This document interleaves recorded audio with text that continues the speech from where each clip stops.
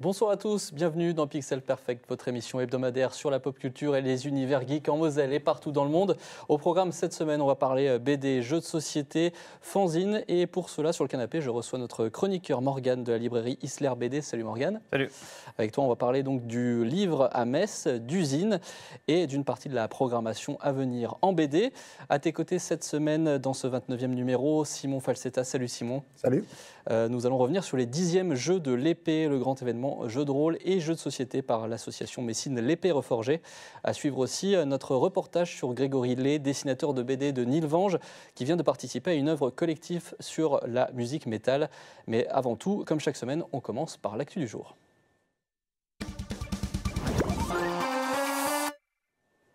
Et l'actu cette semaine, ce sont les annonces de la programmation du Livre à Metz qui ont été faites récemment. Le festival qui se déroule du 19 au 21 avril. Cette année, 200 invités, journalistes, romanciers, illustrateurs, auteurs de BD. 3 invités d'honneur aussi, dont Éric Fotorino, mais aussi Franck P, qui a travaillé chez Spirou, dessinateur multi-récompensé. Du côté d'Isler, vous êtes présent avec une trentaine d'auteurs, dont une dizaine pour Isler BD, des auteurs de BD forcément.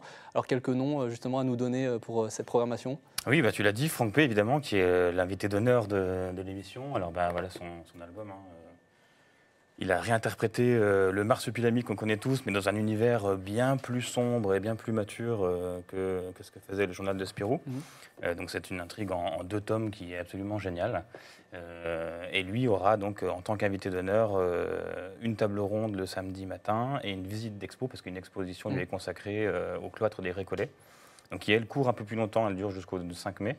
Et donc voilà, ce sera une visite d'expo guidée par l'artiste lui-même. C'est quelque chose à ne pas louper, quoi. Il a des liens forts avec Spirou, justement, puisqu'il a aussi travaillé oui, il a fait d'autres séries, évidemment, beaucoup moins récentes que La Bête. Ouais, chez Dupuis, avec Spirou aussi. Donc Franck P, L'Homme étoilé aussi, avec Constellation qui vient de sortir. Qui arrive effectivement, avec Constellation, sort le vendredi, et il sera le samedi et dimanche sur notre stand. Donc ça va être la cohue. Je ne sais pas encore comment on va faire pour gérer tout le monde. Voilà. Après, on a d'autres auteurs qui sont pas moins inintéressants, comme je pense par exemple à l'Atelier Sento, un couple d'illustrateurs français qui sont amoureux du Japon, comme beaucoup, et qui ont fait plusieurs ouvrages. J'en ai pris que 2 sur les 3 ou 4 qu'ils ont fait. Mais qui font du comics, c'est pas du manga. Ouais, c'est un peu entre les plutôt deux. BD que comics, évidemment. Ouais. Alors d'habitude, ils sont beaucoup plus tournés vers le folklore japonais. Et là, ils viennent de sortir chez Dupuis aussi une série qui est Spirou compatible, donc une série d'albums autoconclusifs, d'enquêtes dans plein de quartiers japonais. Alors celui-ci, c'est Akihabara, donc c'est le berceau de la robotique. Et donc l'intrigue va être portée sur cette thématique-là. Mais plus tard, on aura un tome sur le quartier des mangaka et de l'édition, un autre quartier sur le jeu vidéo. Donc voilà, à chaque tome, ce sera une nouvelle surprise et c'est vraiment bien écrit, bien amené. Il traite pas mal de sujets de société, comme les maids, comme les idoles aussi au Japon. Donc au-delà de cette thématique robotique, on explore vraiment tous les sujets de société japonais, quoi. Voilà, donc il y a encore plein de noms, on vous invitera à le découvrir sur la programmation, Christian Pelletier aussi notamment.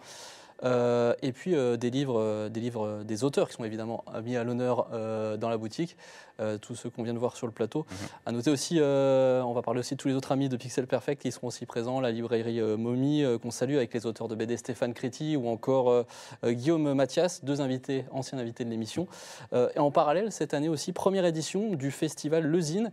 Un festival off, c'est quoi Alors ça, c'est une initiative qui est venue de moi, mais sans ma casquette de libraire, quoique c'est quand même un peu lié, parce que on voulait faire une soirée qui puisse rassembler tous les libraires du Livre à Metz et leurs invités, parce que c'est le cas le samedi soir à l'Arsenal, organisé par la ville, mais le vendredi soir, en fait, il n'y a rien, et on fait tous une soirée, plus ou moins, chacun de son côté, et je trouvais ça un peu dommage, donc je me suis dit, ok, on va prendre un lieu neutre, et puis on va pouvoir accueillir beaucoup de monde.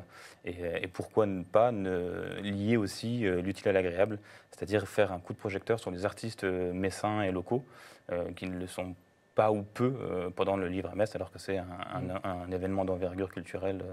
Et donc le nom, ça vient de fanzine, c'est justement. C'est ça, ouais, le zine, c'est une contraction de fanzine. Parce qu'on ne sait pas si on dit fanzine ou fanzine, alors du coup on dit zine. Nous on dit fanzine. Et donc ça se passera à la Dame Jeanne, la nouvelle Dame Jeanne, anciennement les Vedettes, place du Quarteau. D'accord. Donc il y aura 2 étages consacrés à des expositions, des tatous, expositions ventes évidemment, tatou, atelier Donc en parallèle, aussi, dédicace. les mêmes jours que C'est ça, ouais, c'est vraiment, ça s'inscrit Livre dans Hermès. la programmation off du Livre Hermès. Alors, Un tu l'as dit, festival in, c'est le Livre Hermès, et un festival off, c'est le Livre Voilà. Hermès. Donc le Livre Hermès, donc ça se passera sous le grand chapiteau de la place de la République en général, voilà. Mais aussi dans différents lieux, hein, comme les médiathèques, l'Arsenal aussi, du 19 au 21. Et donc tu l'as dit, le Zine à la Dame Jeanne, place du Quarteau, à la même période. Dans quelques instants, on parle aussi d'un autre événement à venir sur Metz, les Jeux de l'épée avec notre invité Simon. Mais avant tout, c'est l'heure du grand format.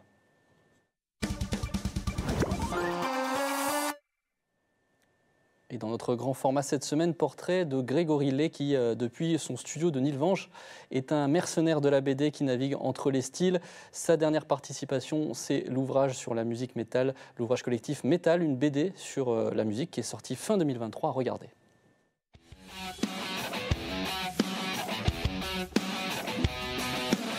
J'ai vraiment un goût prononcé pour tout ce qui est fantastique, horrifique.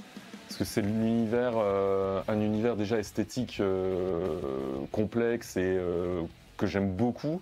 Après, c'était le déclic des films d'horreur dans les années 80. Et c'est bel et bien nourri par les films d'horreur, les films fantastiques, mais aussi les comics et les mangas que Grégory Lay dessine dès son plus jeune âge. Sous ses mains naissent des monstres et des créatures qui lui permettent de s'évader. J'ai toujours aimé ce double discours, la créature qui fait peur, mais qui finalement n'est pas effrayante, et on a toujours peur de ce qui est différent. Et moi, j'ai toujours aimé ce discours, méfiez-vous, on n'est pas forcément ce qu'on dégage envers les gens. Des mondes qui séduisent les éditeurs vidéo, tels qu'Extra Lucide, The Ecstasy of Film ou Le Chat qui fume, qui font régulièrement appel à lui pour la réalisation d'affiches alternatives, ce qui n'empêche pas Grégory de passer d'un style à l'autre, tel un mercenaire. Ici, 4 albums pour la jeunesse, dont il a signé les illustrations plus cartoonesques pour la maison d'édition Le Crayon à Roulettes, de quoi varier les plaisirs. Dernier projet en date, Métal, un docu-BD paru aux éditions Petit à Petit, qui explore 20 types de musiques extrêmes, du heavy metal au grindcore, bande dessinée pour laquelle Grégory Lay s'est vu confier la couverture, mais aussi les chapitres consacrés au pagan metal, à Slipknot ou encore à Lemmy de Motorhead. 3 histoires et avec elles 3 univers bien distincts. Pour la BD sur Slipknot, je suis beaucoup plus comics américain, notamment dans le style, dans le genre. C'est-à-dire que je vais faire certains traits un peu épais, je vais travailler la couleur avec des effets de trame. Et par contre, pour la BD sur le pagan, dès qu'on parle de mythologie avec Fenrir, Odin et tout ça, j'ai voulu jouer justement sur des couleurs flashy. Affiche pour la nuit Nanarland, pochette d'album, storyboard, illustration pour la jeunesse, le cinéma et plus encore. Grégory Lay n'a pas fini de se et de nous surprendre à dessein.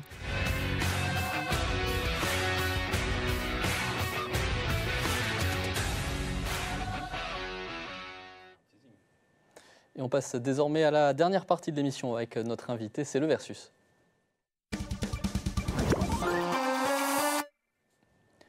Simon, tu fais partie de l'organisation de ces 10e Jeux de l'épée organisés par l'association historique L'Épée Reforgée. On avait déjà parlé de l'association dans un grand reportage ici. Qu'est-ce qui est prévu pour cette 10e édition ? Alors, pour cette 10e édition, on reprend les classiques, donc de la découverte, de jeux, l'initiation, du familial. Hein. Pas que du jeu de rôle d'ailleurs, jeu de société. Jeux de société, jeux de rôle, mais également jeux de cartes, hein, etc. Et quelques petites nouveautés, on va avoir des initiations de peinture sur figurines. On a une association qui vient présenter un petit jeu d'escape game dans un manoir en Lego, aussi à découvrir. On ouvre également une zone de jeux experts pour les personnes voulant taquiner un petit peu plus. Bien entendu, le jeu de rôle, on aura de l'initiation, mais on aura également le samedi un grand multitable. Là, on ne donnera pas trop d'informations, il faudra découvrir ce qui est prévu par nos maîtres des jeux, mais il y aura du rebondissement, ça c'est sûr.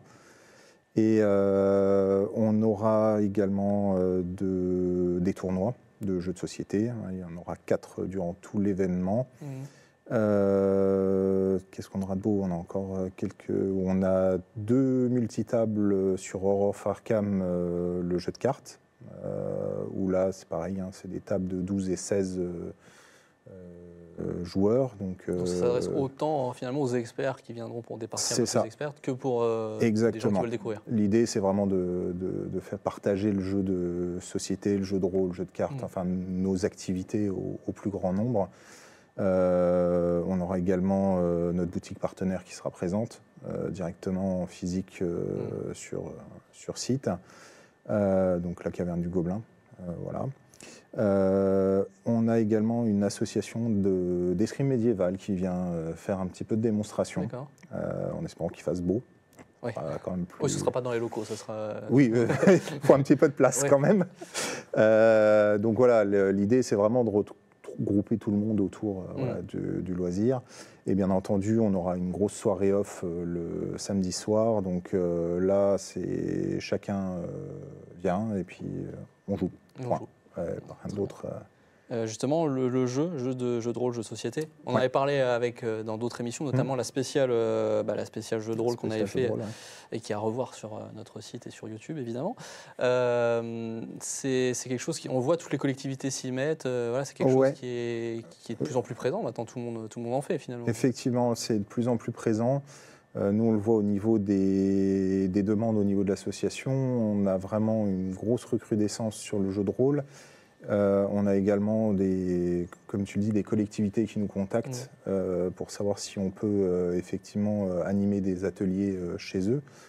Malheureusement, on n'a pas suffisamment de bénévoles pour ça. Pas suffisamment de MJ aussi. Voilà, et de MJ, on a déjà du mal pour nos tables à nous. D'ailleurs, on cherche des MJ, donc si les personnes sont intéressées, qu'ils n'hésitent pas. Mais c'est effectivement, on le retrouve de plus en plus, des cafés qui lancent ça, des communautés de communes. Il y a également de plus en plus d'événements autour du jeu de société, du jeu de rôle. Donc oui, c'est vraiment une activité qui se développe comme le jeu vidéo. C'est dans la même vague. En un mot, combien de personnes vous attendez là On espère tabler un peu plus de 250, si possible. Donc ce sera les 27 et 28 avril à la MJC Metz Sud. C'est ça. Donc dans les locaux de l'Épée Forgée, rue du 20e corps à Metz. Les Jeux de l'Épée, 10e édition cette année. Bon anniversaire. Merci. Des festivités qui dureront de 10h au bout de la nuit le samedi jusqu'à 18h le dimanche. Et évidemment, le programme est à retrouver sur la page Facebook de l'événement. Oui. Merci Simon pour ta participation. Merci pour l'invitation. Merci à toi Morgane. On rappelle le livre à Metz et le zine, c'est du 19 au 21 avril avec de nombreuses librairies partenaires, notamment Isler BD. Nous, on se retrouve dans une semaine, le vendredi 19h15 pour le prochain numéro de Pixel Perfect. D'ici là, rendez-vous sur le replay comme d'habitude, moselle.tv ou la page YouTube et nos réseaux sociaux. Jouez bien et à la semaine prochaine sur Moselle TV.